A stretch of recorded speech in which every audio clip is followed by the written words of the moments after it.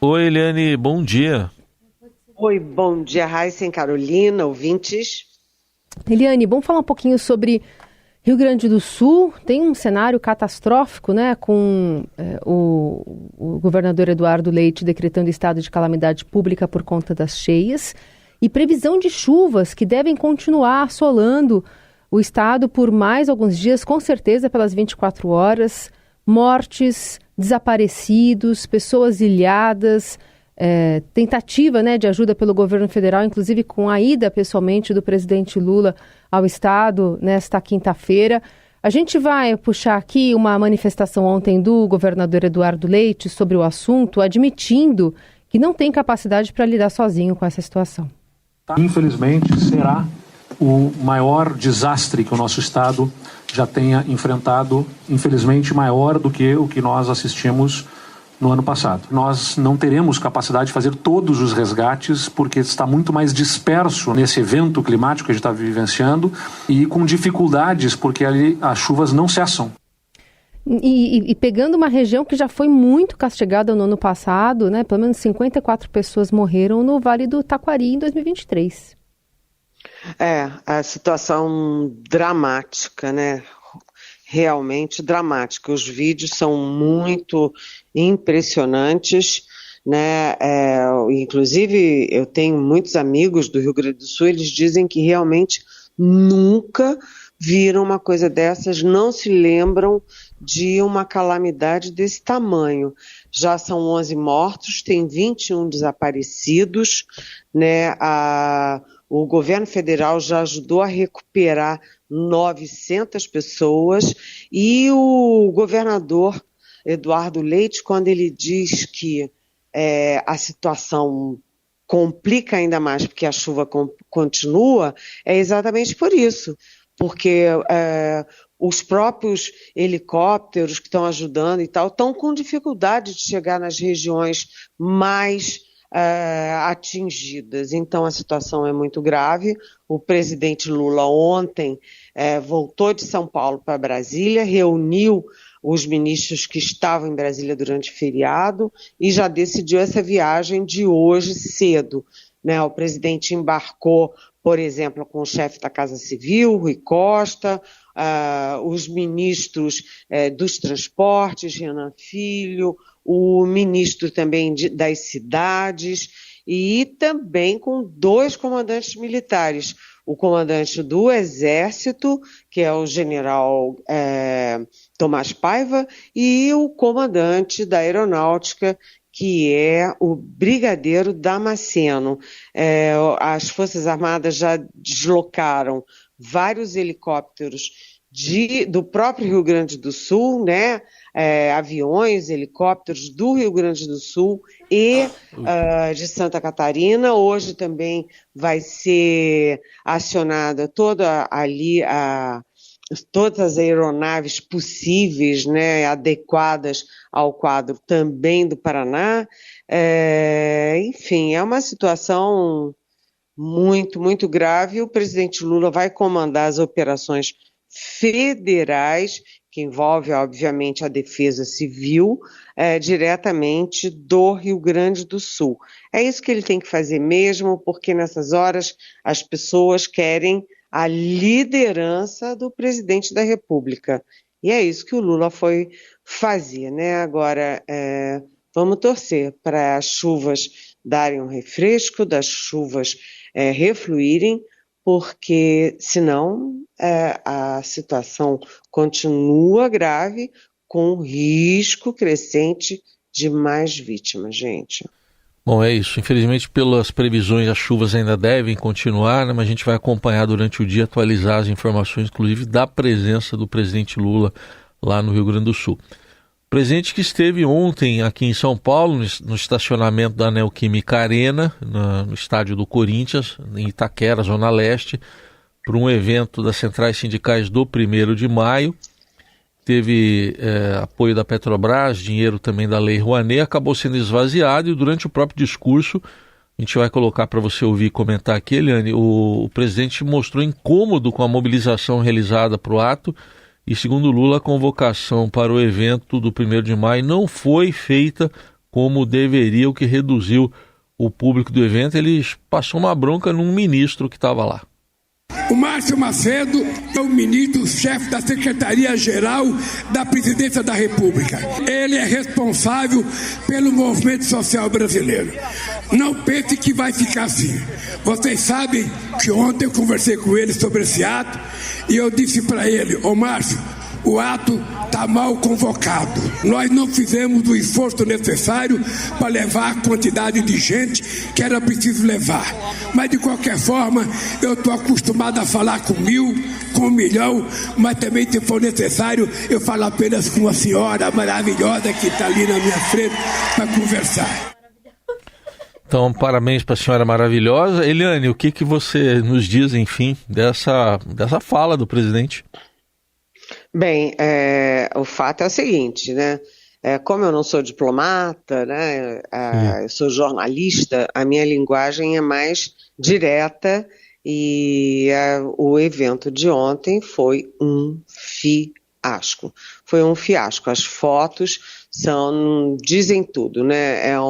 Foi um evento esvaziado, né? Tinha muito pouca gente, e aí, claro, né, que as redes sociais bolsonaristas deitam e rolam, porque a comparação com os atos do Bolsonaro, a comparação é ruim para o Lula.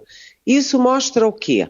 Não adianta o Lula personificar a culpa. A culpa foi do Márcio Macedo, né? A culpa não é do Márcio Macedo. Primeiro, o movimento sindical brasileiro não é mais o mesmo. O Lula está acostumado com os grandes movimentos de reivindicação por aumento salarial, por melhores condições, está acostumado com os movimentos pela democracia, direta já, etc. E o Brasil mudou. O movimento sindical não é mais a mesma coisa, não tem mais a mesma força, nem a capacidade de mobilização. Além disso, o próprio PT e o próprio Lula também não têm mais a velha capacidade de mobilização. Né? O fato é esse, não adianta botar a culpa no Márcio Macedo.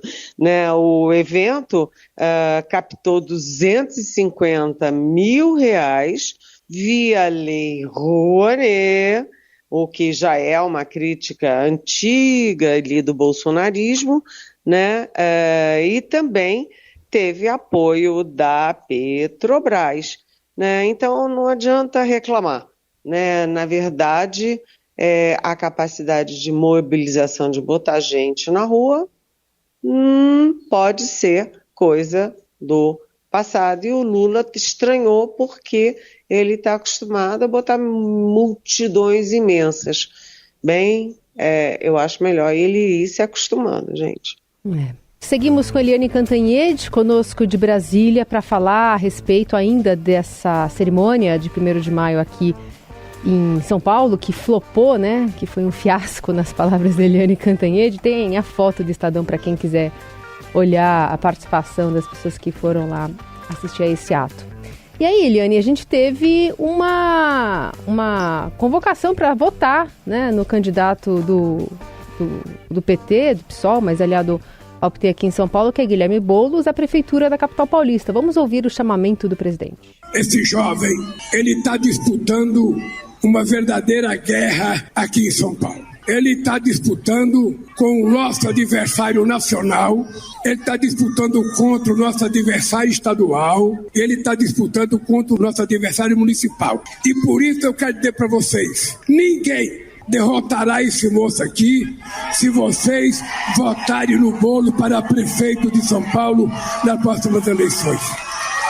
E eu vou fazer um apelo. Cada pessoa que votou no Lula em 89, em 94, em 98, em 2006, em 2010, em 2018, 2022, tem que votar no Boulos para prefeito de São Paulo. Durante um evento que estava sendo transmitido ao vivo pelo canal Gov, né? Pois bem, a primeira coisa é o seguinte, é que o Brasil tem leis E a lei eleitoral proíbe esse tipo de convocação, né, de campanha eleitoral, inclusive num ato que é oficial e com financiamento da Lei Rouanet, né, com apoio da Petrobras. Quer dizer, isso, o Lula ontem, o presidente da República, desrespeitou a lei eleitoral. Bem, e isso significa, primeiro, o seguinte, que o governo federal teve que remover essa fala do Lula dos canais oficiais, né? Teve que censurar o presidente da República. Além disso, o Ricardo Nunes, que é o prefeito da capital, aliás, nem o Ricardo Nunes, nem o governador Tarcísio Gomes de Freitas compareceram ao evento. Aliás, no que fizeram muito bem, porque um evento com cunho eleitoral, um cunho de oba-oba para o governo, sindical, etc. Nenhum dos dois foi. E aí o Ricardo Nunes, que é candidato à reeleição, já avisou que vai entrar na justiça contra essa ação do Lula. E também o Ciro Nogueira, que é o manda-chuva do Partido Progressistas, o PP, também já avisou pelas redes sociais que ele, via partido, vai entrar com uma representação contra o Lula por isso. Lembrando uma curiosidade, né? O Progressistas vai entrar com essa representação contra o Lula, mas o Progressistas, tem um ministro no governo Lula, que é o André Fufuca, do Maranhão, Progressistas do Maranhão, que é ministro dos esportes. Coisas da política brasileira, né, gente? Muito bem. Helena, antes de a gente mudar de assunto, atualizar aqui as informações que chegam no Rio Grande do Sul. Acabou de sair um novo boletim do governo gaúcho, subiu para 13 o número de mortos. São 12 feridos, 21 desaparecidos, 134 municípios atingidos. Somando as pessoas entre desabrigadas e desalojadas, tem mais de 8 mil, e as pessoas afetadas quase 45 mil. Então são os últimos dados, subiu para 13 o número de óbitos nesse novo balanço que acabou de ser divulgado lá no Rio Grande do Sul. Bom, vamos falar também da economia. Saiu uma notícia ontem, aqui no Brasil era feriado, Estados Unidos não, mas da melhora na perspectiva da nota de risco do Brasil pela agência Moody's, né, Helene? A agência Moody's, depois de muito tempo, melhora, não é exatamente... o Brasil ainda não está no grau de credibilidade, no grau que devia estar, mas a posição do Brasil sai de estável para positiva, ou seja, a Moody's, que é, enfim, uma baita agência de risco com credibilidade no mundo inteiro, melhora a posição do Brasil, aproximando o Brasil do grau de investimento. Foi importante, claro, no momento em que o ministro da Fazenda, Fernando Haddad, está pressionado de tudo quanto é lado, da Câmara, do Senado, do Banco Central, né, do próprio governo Lula, do PT. Então, o Haddad comemorou, né, a ministra Simone Tebet do Planejamento também comemorou, mas alguns economistas, como, por exemplo, a Zeina Latif, estranharam. Acharam que pode ter sido uma precipitação da Moody's. Por quê? Por causa da questão fiscal, né? O Brasil tem indicadores melhores na economia, né? Emprego, renda, previsão de PIB, os juros caindo, inflação caindo, tudo isso. Mas a questão fiscal, a questão das contas públicas continua sendo um grande desafio. O presidente do Banco Central, o Roberto Campos Neto, disse que, o mundo vai se adaptar, né, vai prestar mais atenção na questão fiscal, né, e é importante que o Brasil faça o dever de casa. Aliás, hoje tem um encontro do Campos Neto, do BC, com o Fernando Haddad, da Fazenda, em São Paulo. A questão fundamental nesse caso é a questão fiscal, porque a preocupação do Campos Neto é de que, com a questão fiscal, né, aí balançando, né, o Lula dando sinais de que esse negócio de equilíbrio fiscal é um exagero, e o Lula falando de gasto para cá, gasto para lá, o governo todo falando em gastos e o PT defendendo gastos, né, isso aí significa desajuste fiscal. E a gente sabe que não é só a questão de agências de risco, é também a questão dos investimentos, da credibilidade do Brasil no mundo, enfim, tem efeitos muito importantes. E a gente está vendo que um dos problemas nesse caso é exatamente aí os entreveros, digamos assim, entre o Palácio do Planalto, entre o Ministério da Fazenda e o Senado Federal. O Senado deu uma colher de chá para o governo essa semana, né, porque manteve o PERSE dentro do teto de 15 bilhões, né, o PERSE, que é o Programa de Ajuda Emergencial, que não é mais emergencial, para o setor de eventos e shows, né? Então poderia ter aumentado ainda mais e o Senado recuou e não aumentou. Manteve o teto de 15 bilhões. Mas tem várias outras votações pela frente, inclusive da desoneração da folha de pagamentos das empresas e de municípios. Então a guerra continua. Há muita pressão e hoje já tem informação circulando de que o Lula liberou um recorde de emendas parlamentares e que 60% do orçamento do Ministério da Saúde, que é o maior orçamento da República, esses 60% já estão comprometidos com emendas parlamentares. Então o Congresso está mostrando a sua força e o governo está tendo que ceder ao Congresso. Ia ser uma mosquinha para presenciar essa reunião aí, hein, Eliane? Tanto assunto na pauta dos dois.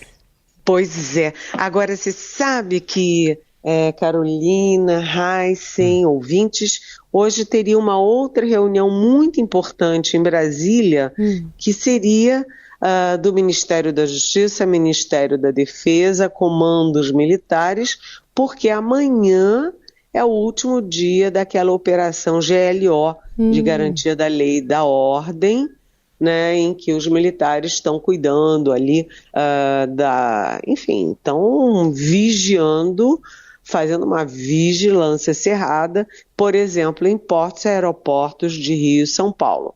Então teria essa reunião hoje para decidir se mantém, se prorroga o GLO ou não. A tendência é de manter, mas com a crise no Rio Grande do Sul, os comandantes viajaram para o Rio Grande do Sul, então a reunião possivelmente será amanhã. Vamos ver como é que fica isso.